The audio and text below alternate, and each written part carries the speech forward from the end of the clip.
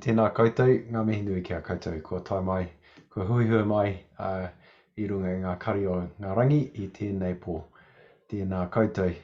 So I'm Lyndon. I was saying to Amy before, I feel very unqualified to speak on this, but apparently sometimes if there's a very small pool, you can rise to the top. So that's the... I'm hoping that I have something which is of use to say in the midst of things. I've got a background in a few different areas in science, where I did a PhD in computer science. So I wasn't very good at biology, to be honest. So I'm not too familiar with the biological aspect of the world. And of course, computer science is a little bit different, but at least some background in science. And then I worked for many years in the financial world. And for the last, since 2010, really, I've been involved in theological study, church ministry. I'm part of the Maori Anglican Church, and I work for Bishop Te Pīhopatanga, who's the Bishop of Te Tai Tokerau. My own whānau come from a place called Kaikoura down in the South Island. I'm from the Ngāti Kuri hapu there, which is different from the one up north, probably both named because of the seals, I guess. And so I have a connection back down there.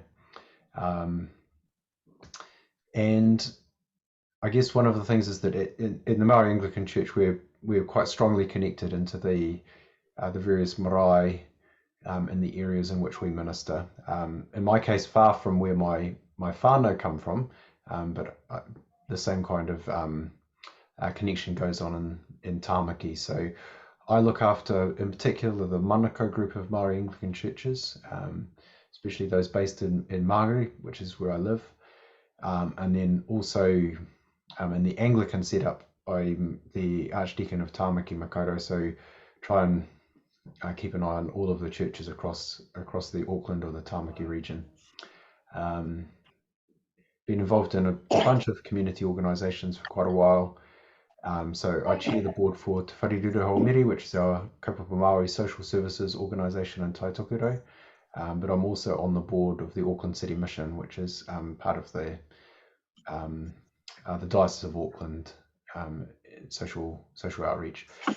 I've had limited involvement with environmental organisations, but probably the closest I've got to it is my uncle over in England was the director of the Environment Agency there for many years, and is an emeritus professor at Imperial College in London. So I've tried to listen to things he's told me to do and think, but I can't blame him for any gaps there. But he's sadly not an Anglican, but he's a devout Christian, and so there's been that sort of connection for our whānau into that side of things.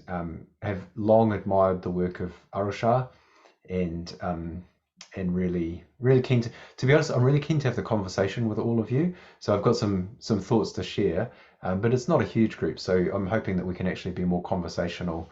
I mean, I can talk for ages, okay, without stopping. I can see Monica nodding because she's seen me do that before, but I'll try and constrain myself tonight, and hopefully there's something can emerge from more of a wānanga maybe than just me preaching for hours. So the focus that I've given to Lyndon, although you can feel free to expand upon this, is how can eco churches journey in relationship with mana whenua? And for us at Rocha and at Eco Church, this is something we've been wanting to deepen our journey in, and it is also something that has been occurring for quite some time in the flagship project of Rocha at Karioi.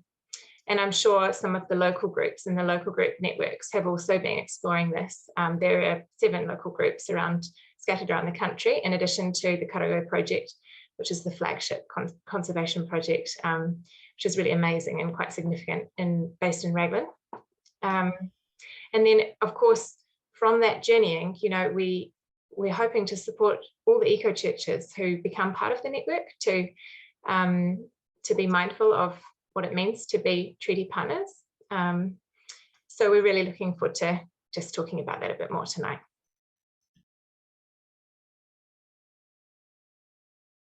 We've just put together a bit of a background of what some of this has looked like in Rocha's journey so far. So understanding our unique context and relationship with land and tangata whenua has been part of our learning since the establishment of a Rocha in Aotearoa. Relationship building and hearing the voice of tangata whenua means more often than not that we have to be still and patient.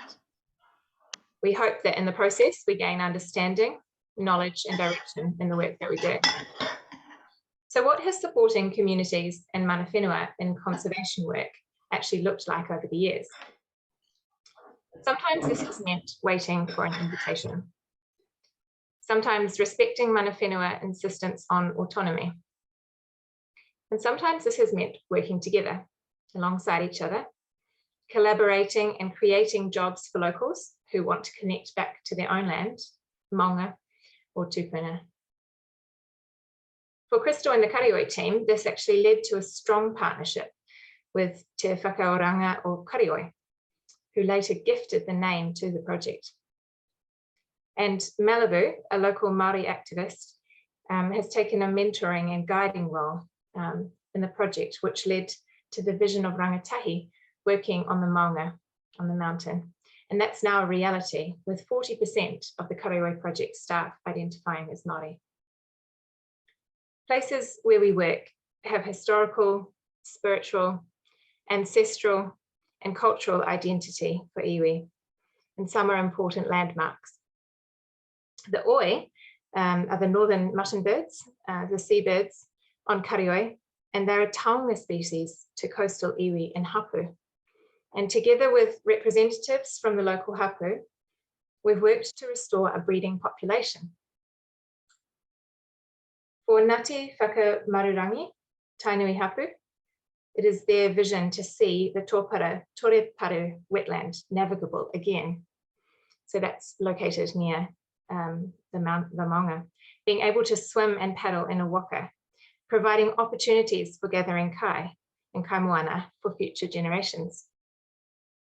So working alongside each other, we're finding ways to listen to each other's stories and lean in together, exploring what that partnership might look like. Our outdoor classroom philosophy resonates strongly with Mātauranga Māori in educational concepts of sustainability and conservation. So as part of our ethos, we incorporate tuakana, taina role modeling, which is an inclusive concept encouraging older youth to lead younger children and develop leadership skills and confidence. This means we can deliver Māori medium into English mainstream teaching, and has led to shared learning with Raglan Area School, total immersion classes and Te Reo Māori classes as well. Creating a space where we can work together and lean into each other has meant we've gained some insights and understanding, but we've also made mistakes, so we continue to grow and learn together. Thank you for those reflections, Crystal in particular, and those who've worked on Karioi.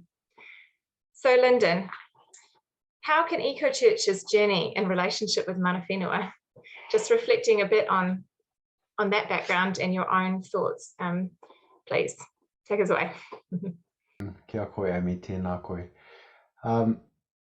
Perhaps I can start then by saying where I think there are perhaps some points of connection between what I've read about eco churches and Rocha in general, and I'm in no way claiming to be an expert on a Maori worldview, but just to say where I think there are some points of connection there. And then I'm really inspired by what you've just outlined about what's already been done. And I'm also really encouraged that there's a question here about how to engage with mana whenua. Even to ask that question is an unusual and a wonderful gift. So first of all, then some potential points of connection. I think Dr. Hogarth Cregan will recognise that I'm probably saying something similar to what I said at a different talk. That one of the advantages of engaging with a Maori worldview is that it helps us to engage with a group of people for whom the sacred aspect of the world, or the spiritual aspect of the world, is a given rather than something which is needs to be argued for. Now, the particular form of that is not always one in which there'll be complete agreement, but it's, I think, a much easier conversation to have around issues of ecology, environmental care, and so on and so forth. When you're having a conversation that involves an automatic acknowledgement that there is a spiritual reality, and it's a holistic view. So the world is not separated into material and spiritual, but when you look at something like a traditional understanding of Māori and the way that that affects the environment and everything in it, that gives an opportunity for thinking about the world in a way that I think has significant points of connection with a Christian view on things. Up front, though, there's also a distinction there. So a Christian point of view draws a sharp distinction between the creator and the created. That is not always straightforwardly evident in Māori settings, and can complicate some aspects of the discussion. But nevertheless, I think as a first and general point, that spiritual aspect of life and of the world is a real point of connection. Second point of connection is around kaitiakitanga. So again, we might not necessarily, as Christians, look to atua to be kaitiaki, but so in other words, to look at those spiritual beings to engage in acts of care and so on and so forth, to have oversight or dominion, depending on which language you want to use. But nevertheless, the very idea that aspects of care of parts of creation are entrusted into somebody's care, into somebody's kaitiakitanga, that human beings can also have responsibilities as kaitiaki, as guardians, finds, I think, a significant parallel when you look at, in the biblical story, particularly aspects of stewardship. So the idea in Christian thought is different in that it's a delegated responsibility, a delegated care, and so forth. So again, the distinction between creator and created in Christian theology and tradition is much more, is not easily synthesized, I think, entirely with the Māori worldview. But the very fact that one of the primary ways of thinking about the natural world is around stewardship immediately implies that it's not simply about making use of the created world, making use of the environment, and it's also not merely about having power over it.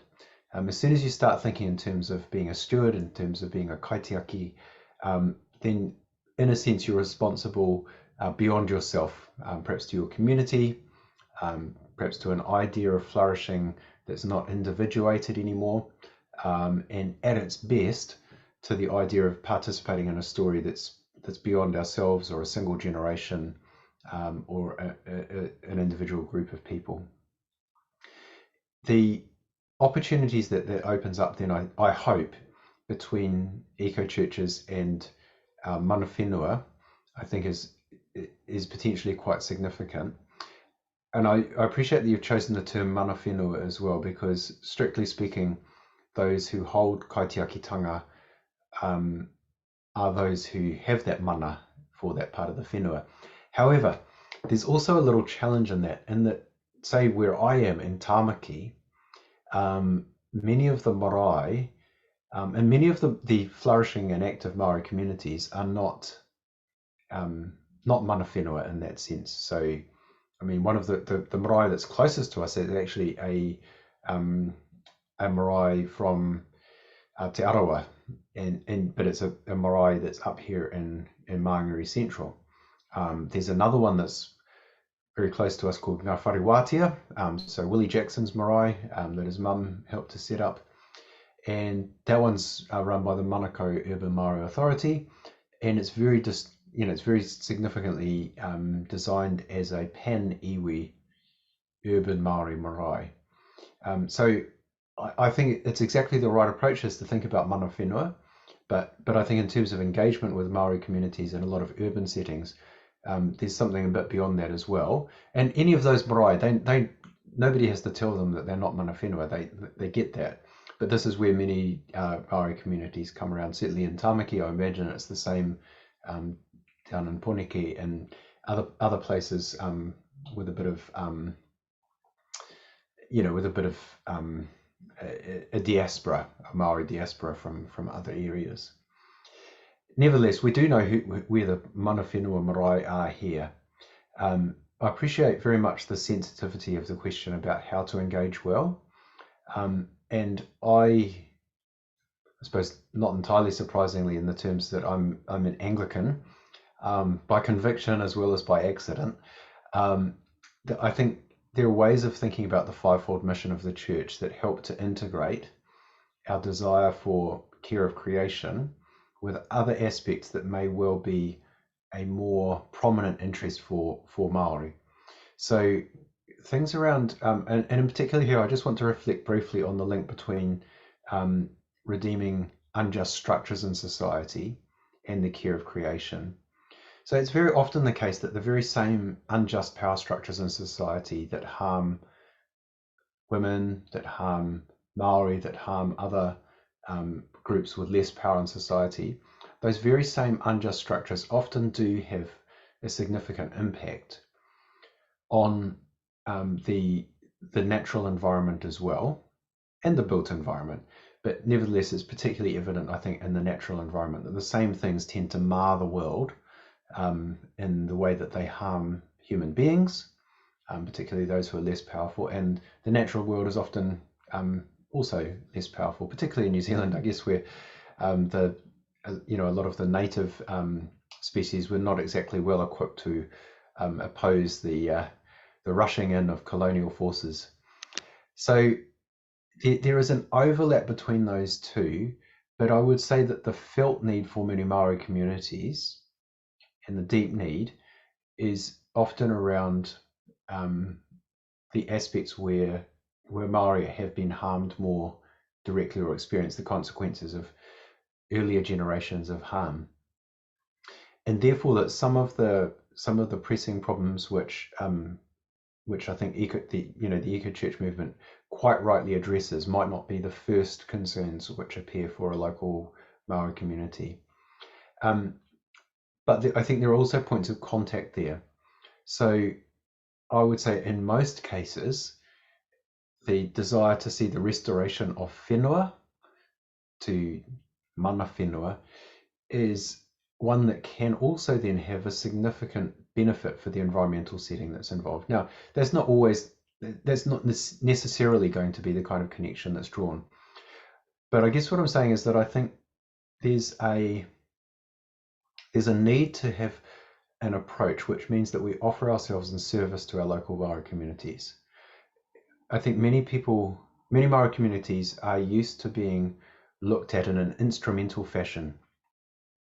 And sometimes that's out of a devout desire to pass on the good news of Jesus Christ, which is a deeply worthy enterprise. But that doesn't always come from a position of service. And therefore, I think, particularly once we start to use the concept of stewardship to orient ourselves, the concept of stewardship is always one, in Christian theology at least, that is involved the recognition that we are not our own masters. And one of the ways in which in Christian thought we express our servanthood, or think of some of Paul's statements, Paul a slave of Christ Jesus, so on and so forth. The way that we express the fact that we hold ourselves in humility towards God is that we also hold ourselves in humility towards human beings. I think one of the most evocative ways of demonstrating our commitment to redeeming unjust power structures is that for those of us, for most of us on this call, we possess some degree of social economic power. For those of us who are in those situations, to find ways to place ourselves in the service of those who would normally be in social settings on the other end of the power imbalance. And so critically there, I think this involves seeking ways to find out what the concerns are of local communities, not merely the environmental concerns. I think the critical thing here is that, say I'll go and visit some of my parishioners down here in South Auckland, Maori parishioners. There's a couple I know who can't afford hot water. And there are many people who struggle to find enough food and so forth. And that's before we even move on to some of the more structural things, such as the loss of reo Māori and so forth. I guess what I'm saying is that there will be some felt and pressing needs there that mean that the exploration of the care of the environment, particularly in urban Māori settings, I think, but probably more broadly spread, if we go with that question first, with the environmental question first, it might be hard to be heard. Whereas if we go with the attitude of service that says, how can I serve your community? How can I be of assistance here? That out of that relational setting, which takes a long time to form, it's a trust building exercise, out of that relational connection, then there are opportunities to be able to offer something significant into the setting. And even then, I think there are ways of engaging, recognizing that some of these cultural norms might be a little bit different. So I'm going to use a slightly trivial example. One way to demonstrate in most marae settings that you're showing care for people is that there'll be a lot of bottles of plastic bottles of water handed out. Now, one approach would be, of course, to go to the local marae and say, have you ever thought about the fact this is a very environmentally unfriendly practice? A, you don't need bottled water, and B, all those plastic bottles, even if they are recycled, you could do this better. But it might be that that's a conversation that we're willing to defer for a significant period of time down the road. To flip it around the other way, I think there's also opportunities to ask about ways in which our church communities can contribute to whatever the environmental issues are that do occur. I'm thinking here particularly of those iwi which have been able to, for example, have a settlement and then end up in a position where they are actually able to look at some of the wider pictures here. And I think that can be quite a complicated situation. So if I take my own iwi, for example, Ngāi Tahu, the hapu Ngāti Kuri has no particular economic or social power, but the iwi Ngāi Tahu does. The challenge I would say there is that it's almost the opposite problem of the local marae, and that it's this massive institution now. And I don't even know how I'd begin to ask what the environmental concerns are in a way that could engage well with the church. My own marae is not actually one that has significant sway at the moment, as far as I can tell, in Ngāi Tahu either. So there's not always even an easy connection if you build that relational connection locally up to the iwi. So, and I would say there's something similar in terms of places like Ngāti Whātua, around Tainui and so forth. There may well be, amongst the smaller iwi where I've just got very little contact, there may well be other opportunities beyond that.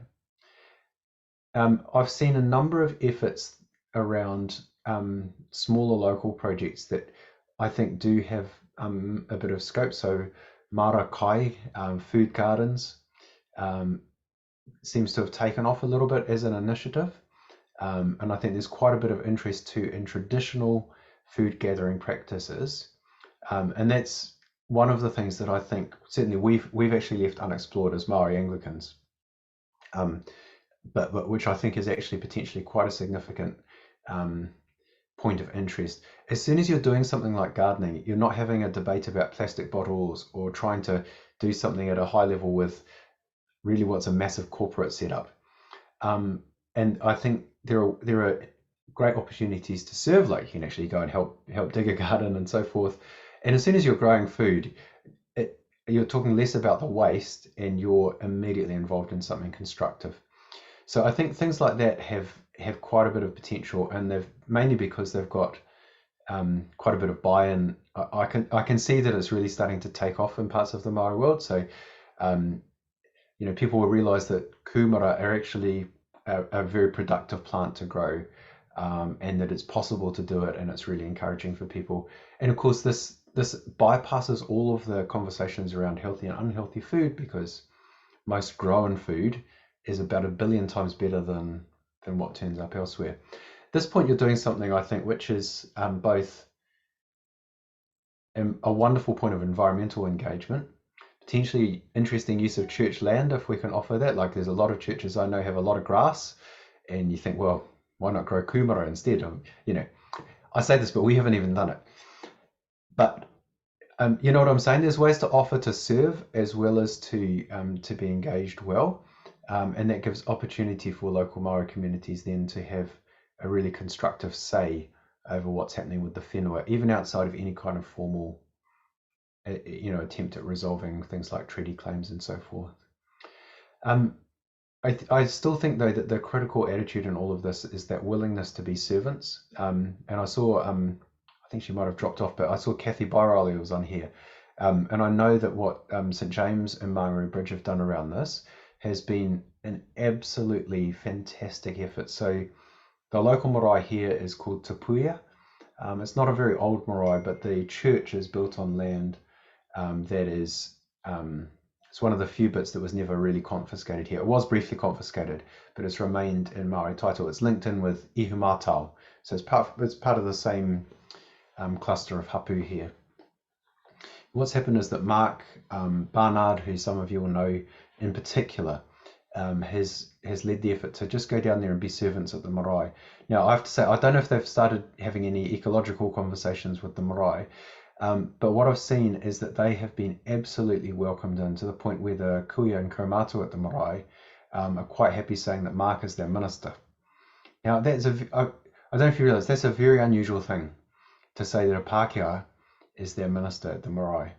And in fact, there's been a division of that church since Governor Gray forced the Maori minister there back in 1864, I think, 1863-4. Forced them out, and the local people have they've remembered that history. So there's been about 160 years of a real divide between the church and the local people. And then when the marae was built, same with the marae, even though all their people were buried there, the church itself has been apart. So what we've seen is that, I think if Mark had tried to begin the conversation around some of even if he had asked them to come and speak into the church on the matter of ecological practices, kaitiakitanga, so on and so forth, maybe he would have got some buy-in, but I'm not sure that he would have done.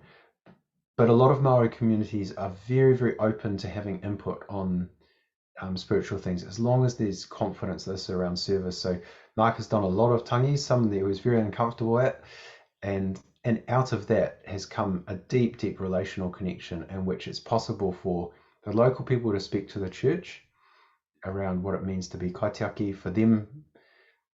I mean, again, it's not strictly speaking a mana whenua. Then they're the ahika in the sense that they keep the marae working, but they're not. If you go back far enough, they're not the people who are local. But even so, they still have some of that status around the area. And I think that creates a real opportunity for that. But that's been a very long journey. So Mark's been there for 4.5 years now, I think, something like that. And it's taken that length of time to build the relationship to the point where I think some of these other conversations, which are really good and worthwhile ones, could begin to happen inside the context of the trust that's been built up there. And that really was where I wanted to just finish up in terms of what I had to say, is that any of this involves the willingness to build trust. And I think it's worth thinking in terms of quite a few years rather than a few weeks or a few months in terms of that.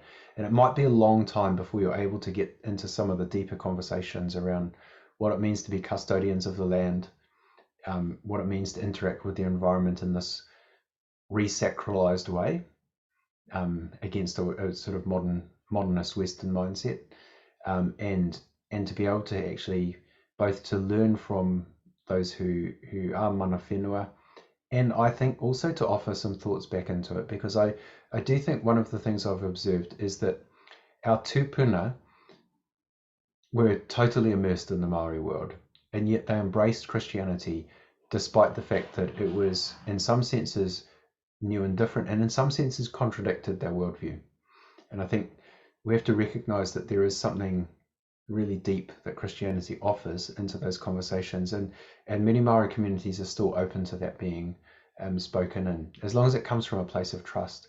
So I would say there are depths and riches in Christian theology around the created world, around the natural world, that can be embraced in Maori communities, that will find a welcome there, as long as they're shared by us in a place of trust. I also think there is a great deal that we can learn from Maori communities too, which help us to reframe some of the base assumptions that we have. From my point of view, I'd say these assumptions come from a modernist Western setting, modernist in particular. I don't think they have to be Christian. I think one of the things that I've observed over and over again is that by interacting in the Maori world, it can open our eyes to those things which I think are deeply true. So they're simply true because they're part of the way God has formed the world, but it can be hard to see past our own defaults. And so engaging with people who are coming at it from a different baseline perspective can actually open our eyes to what I believe is also revealed in Christian theology, and I think that's actually a really wonderful and potentially constructive, though has to be said, in the history of Aotearoa, that's often been a deeply conflicted and painful conversation rather than a productive and happy one. But I suppose I'm a bit of an optimist, so I always think, oh wow, it could work out this time, and that's certainly my hope going forward. So, and I'm not entirely sure whether I've really addressed the question, but happily, given that we have time for conversation, if you can find a gentle way of saying if I haven't, maybe you can ask me another question to get me think about it, and then we can no doubt have a bit of a conversation. Kia ora tātou. Kia ora, Lyndon. That was very, very helpful, and thank you so much. I took a few notes, but I'm not even going to try and sort of summarize the content that you've covered there. Hear them. I do have one question actually to start us off. Okay, so the first question that we had actually while someone was just registering for this evening's session was, in our parish we have no congregants who are actually mana whenua, although some whakapapa to other iwi. How do I start the conversation? Do I start with the Māori congregants and then ask if they can introduce me to the appropriate people who are mana whenua perhaps, or is there a better way? And I think that is actually a common situation, that in our congregations, particularly if they're urban, we might have one or two people who are who identify as Māori, but they might not be from the local mana whenua. So how do you begin to just reach out and make those first contacts? Yeah, that's a great question, and it probably depends a little bit on whether they have those connections already. So I mean, sure, people who are Maori, especially if they're conversant with the Maori world, are probably going to be a great gateway to people who are local. I do think that for many marae, the first point where a church approaches them is they're always going to wonder what's going on here and what are they wanting, and so it's. So one of the advantages of being in the Maori Anglican setting is that we don't even have to do that. We just get rung up all the time asking if we can do tangihanga. So our challenge is saying yes or no to some of that, and actually hopefully being in contact with some of the people who are, what's the word? Who actually may open a door to wider conversation, because we could just do full-time tangis, and so it's a little bit hard for me to know then what we'd do in a separate situation. I would say, though, off the back of that, to some degree it might be less about the individual congregation members that people have, and unless they're already strongly connected, and like if you've got somebody in who's part of the marae, that's a great way to go. The other thing might be just to see if there's a Maori church nearby or somebody who's already in a trusted, like, Bishop George Connor, who was a missioner, Sir David Moxon, for example, again, some of these people already live in both worlds, but it might be easier to think about forming a partnership with a local Maori church if there is one, and then just starting to connect through them, and they will then undoubtedly have opportunities to serve. And I mentioned tangis there, and it's a really big deal. Everyone, you're seeing this with the Queen. It's all very well to say, look, we don't need religion in normal times, but something like death happens, and you need something. You need the rituals. You need, and for a lot of people, actually, even if they've really pushed into Te Ao Māori, the point of death is a little bit harder to figure out what you do, and so a lot of people will look back. So it's quite possible that in a Pākehā setting, you can go along and support the local Māori minister at a tangi, do that a few times. Pretty sure you'll get asked to do one after a little while. And then from tangihangi, you can, it opens the gateway there, because it's one of the real key things that people hope to have somebody involved in, particularly for those who are ordained ministers. So, and for those of you who are not, you can tell your minister, oh, there's this wonderful way to connect into Maori communities. Go and support them, and just don't tell them that they'll be asked to take the tangi the next week, because it might be too much of a shock. Yeah. So sorry, that's a slightly long-winded answer, but I think I think it's probably the easiest way in is somebody who's already trusted institutionally. So, and it's not just Anglican churches, though they are the best. It's the there's Maori Methodists, there's a few. So there's some more modern Pentecostal things, a lot less accepted in the Maori world. But the sort of the older denominations, they have a real place around some of this stuff. Anyway, I can see some questions yes. in the box. Would you like? I'll read them out just so that everyone can, and then feel free to go ahead. So one start of conversation is disaster preparedness. As churches do a climate risk assessment and update their emergency procedures, this is a good reason to visit a marae to establish some partnership. Now, it's an interesting one. Yeah. Thanks, Sylvia. And you agree that few Pākehā are brave enough to go to church in a different culture. It takes a certain amount of courage.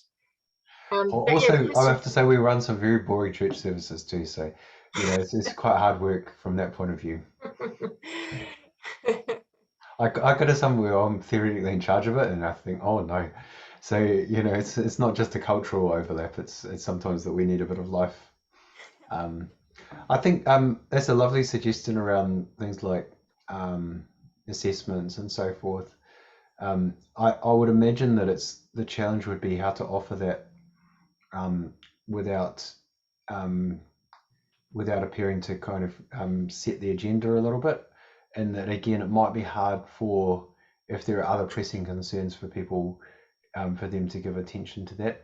Some of the more sort of robust urban marae, I think, would be much more open. I think of somewhere like Manurewa, which is partly because it's right down next to the water, and it's very well run.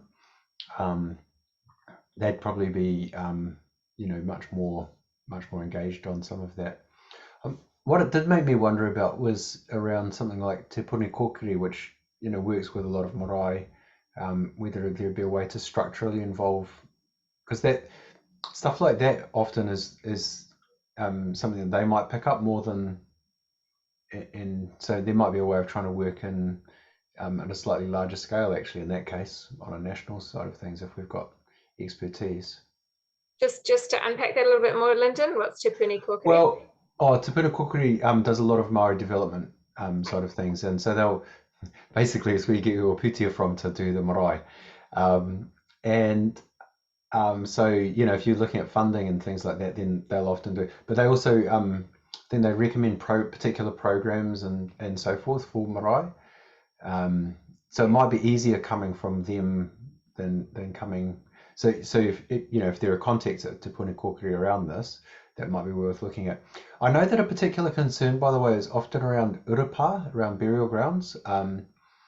Like there was one down on the, that flooding down on the east coast. Yeah. It swept away a whole graveyard. So they were going out and retrieving the bodies from the sea. These old ladies tried to go in and pull people out, who've been buried for a long time. So it's awful, really. But yes, just thinking about that those, is a concern for quite a number of marae around the country that are located near the sea with sea level rising. Unfortunately, put a lot of urupa in places which is, up north it seems different. Like they stick them on hills. We have to hike up the hills and stuff like this. And it's hard work, but I tell you what, I've started to think it maybe it's a good idea, rather than the low-lying ones. So yeah, I think that there's, Sylvia, when you're talking about the disaster preparedness, that may well be an avenue for offering help. The question would be like, what, how would you make sure that it's heard as an offer of help and not heard as an imposition? Just because those topics are quite they're quite complex, even with them. You can have big arguments between people about it, and part of the reason some of those urupa never got moved, because it's pretty obvious that there's an issue, is that even within the marae community there might be some real division about some of these topics. So it can be very sensitive topics to raise, and possibly not the one that you want to jump into the firing line on. So, I mean, I'm guessing most of you have had enough contact to know that it's not always a peaceful setting, and for sometimes it can be quite an outsider will make a very helpful point to point the guns at if there's if there's some sensitive topics. So it's not to say that it should be out of bounds, but it's just that it could be quite complicated. But I think the point you raised though is a really good one, which is that a lot of places really do need to think carefully about this. A lot of the buildings too, that a lot of them are built very poorly, and realistically they're not going to survive some of the climate changes that are coming. So yeah. Yeah, it's an important point, isn't it, in any type of intercultural engagement, that we don't somehow imagine that the settings are homogenous in terms of views and positions on key issues. So just like any other setting, just like the debates internally within churches, that those are occurring and we can sometimes wade into them without realizing, or it's just good to be aware that they exist. Conflict. And I will say there's a significant minority of Maori Christians as well who are quite opposed to they would also think that climate change is not real. A whole spectrum of sort of more reactionary views as well. So sometimes see people even wearing a "Make America Great Again" hat and things like this. So it is a mixed context. So some of the more devout Christians in the Maori world are actually involved in that kind of movement. There was another group up north who were burning down some of the 5G masts and so forth. So, which I know we might not think is particularly ecological. What I mean is, it's part of there's a distrust of the Pākehā world. There's a distrust of Pākehā science and so forth, and it can play out in ways that are quite complicated. Okay, thank you. We're coming to the end of the time that I had promised for this session. I'm sure that we don't all have to rush away, but perhaps some people do. So I just am going to mention there's a final thought here from Sylvia. Kia ora, Sylvia. Yeah, kia ora, Sylvia. About our primary responsibility is really to learn more about Te Reo and Aotearoa history and the bicultural story. And she suggested checking out the Karuwha organisation. There's a link there. You can do a trip with them. She's also pretty hot on Te Reo, and she's doing a practice forum each week on Thursday morning. So if you'd like to join her, you can email her. So I won't be rushing away at the end. So if you'd like to copy her email address and drop her a line, please do that. Linda, did you have any final thoughts before I close with the karakia, or would you like to do that yourself? I just noticed Irene's comment there. I thought that was a very insightful question. The ordained ministry is often still recognised in Maori communities, so I think it can be really helpful to involve. So one of the guys on my team is long-term pastor, very closely connected to his home marae and stuff like that. But the kaumātua there even though as a pastor in C3 Church back in the day, they'd be like, oh, that's great, but when are you going to become a minister? And from his point of view, he's like, oh, I am. But, he wasn't ordained in that setting. So it can be really helpful just to be aware of those dynamics in some places, and therefore to bring along I'm not wearing one now, but the dog collar is extremely useful. Yeah. And I can see Crystal's got her hand up, her Zoom hand up as well. That's a good point. Sorry, Crystal, go ahead. So I know you're kind of running at the end of your time, but I just wanted to kind of affirm kind of what Lyndon was saying. In the kind of first 5 years of Rocha, we had a partnership with a community centre in Hamilton. And exactly like you said, if I'd gone bowling up there and gone, oh, you guys want to come plant some trees, they would have been like, yeah, whatever. And it really took years of like, so the great thing was that the community centre already had a community garden as a way of, working with the families, beyond just like a budget service or a food parcel. So they already had this, wonderful group of families that they worked with, and we kind of just started joining in, and started like, and so the whole philosophy of the garden was that if you worked in the garden, you could harvest from the garden, and lots of Māori potatoes and kumaran, lots of things like that, food that the families were interested in. And we just started working alongside, and 5 years later, to cut a long story short, they came along to Maui Dolphin Day, joined in with a chasm protest against seabed mining. They still feature, some of the family members still feature in some of the main photos from chasm, and came to planting days, and even like some seabird work that we did out here, but it was, and the kids came to camps with us and just explored the outdoors, and it was just such a lovely organic way. And it's not something that we could have predicted, like it's a nice story to tell now, because we have that 5 years of reflection, but even came down to gathering the food. And I once made a soup and no one wanted to eat the soup, so we had to go down to the butcher and get the meat, put the meat in the soup, then they ate the soup, and then a few times later they ate the veggie soup. But it was just kind of that whole thing, because I was a vegetarian, it was like, actually we had to eat the meat first in order to get to the vegetables, and it was just all those absolutely classic, but it was so beautiful, it was just so lovely spending time together. And just Irene, you probably came to the garden a few times, and a few people that were in Hamilton at that time, but it was just so cool. We had like a Rocha scientists and conservationists and teachers and all sorts turning up at the garden, working alongside with the families, and inspiring each other. And it was just it was a really treasured memory of that time together. So I think, even as churches, we don't have to go and always reinvent the wheel. There might be a community centre or something already happening in your local area where you can join in and contribute. And that could be like lunches for kids that they're doing at schools, or volunteering on various things that are going on already in the community, and then building the relationship that way. So yeah, there's this one little thing that I thought was worth sharing. And thanks, Crystal. Yeah, it's lovely. You've both, Lyndon and Crystal, and have really highlighted just in retrospect, you look back and see how the relationships and the trust were built. But yeah, it's not something that happens in a hurry, but yet beautiful things can come out of that.